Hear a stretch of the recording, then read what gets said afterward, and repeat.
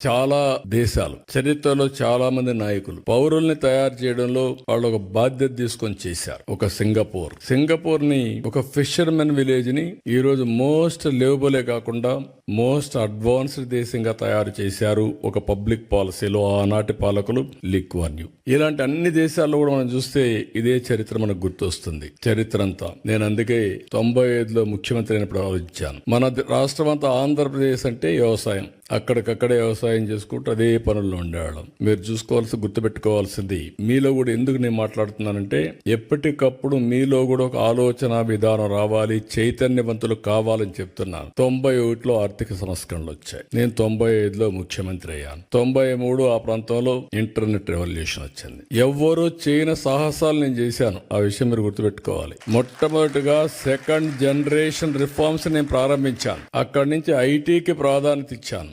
IT అంటే ఎవడికి అర్థం కానప్పుడు ఐటీని గురించి మాట్లాడమే కాకుండా ఊరూరులో పోయి చెప్పా, మీ పిల్లలకు డబ్బులు ఇవ్వడం కాదు కావాల్సింది, మీ పిల్లలు ప్రయోజకులు కావాలంటే బాగా చదివించండి. మీరిచ్చే 100 ఎకరాలు 50 ఎకరాలు కోటి రూపాయలు లెక్క కాదు, కొన్ని వేల కోట్లు సంపాదించే తెలివితేటలు వస్తాయి వీళ్ళకని చెప్పి ఆ రోజు చెప్పాను. చాలా మంది మీరు చూస్తే చరిత్రలో విలేజ్ నుంచి మండలానికో టౌన్ కి వెళ్లిపోయి పిల్లల్ని చదివించడానికి కాపురాలు పెట్టారు. అంటే నా మాట మీద నమ్మారు. నమ్మిన వాళ్ళందరూ బెనిఫిట్ అయ్యారు, నమ్మని వాళ్ళు మళ్ళీ కొంచెం నష్టపోయారు. అది వేరే విషయం. చరిత్రలో అందరూ నమ్మలేరు. అదే మరి హైదరాబాద్ ని డెవలప్ చేస్తామంటే నేను చెప్పా ఏం జరగబోతుందో హైదరాబాద్ లో అని. తెలివైన వాళ్ళు ముందుండే వాళ్ళు పెట్టుబడులు అది కూడా చెప్పాను. మీరు కూడా భూమి అమ్మద్దండి అని కూడా చెప్పేవాడిని. ఇప్పుడు అమ్మేస్తే మళ్ళీ విలువ పెరుగుతుంది, అప్పుడు బాధపడతారు, ఏదో అవసరం కొద్దికే ఇచ్చేయమని చెప్పాను. ఈ రోజు హైదరాబాద్ వల్ల తెలంగాణ రాష్ట్రానికి దేశంలో నెంబర్ 1 పర్ క్యాపిటల్ ఇన్కమ్ వచ్చిందంటే ఆ రోజు నేను వేసిన ఫౌండేషనే దానికి కారణం.